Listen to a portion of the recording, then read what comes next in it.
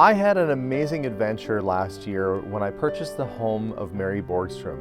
She was a world-renowned potter and artist, and one of the top of her class, the top of her type.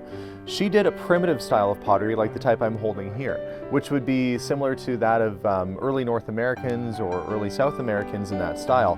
She taught Indigenous peoples the pottery back as part of a program with the Canadian government, and these pots were all done by hand, and they were done in what's called an open or raku fire pit, basically, where it's not a controlled kiln like you normally have with pottery.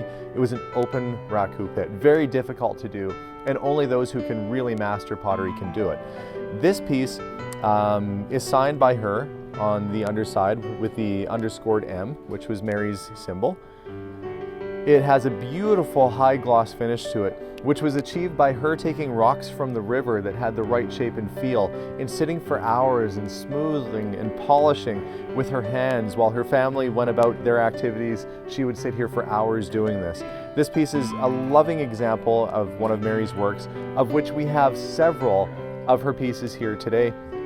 Many of these are going to be the last time you're going to see a grouping of Mary Borgstrom pottery together, as all the pieces have now been dispersed across the world, across the globe.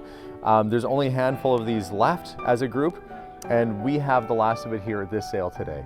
So if you want a piece of beautiful pottery that's growing in value, and might I mention there's even a book written about her, you have a chance to own one of these pieces, and I believe that most of the pieces we have here today are also featured in that book.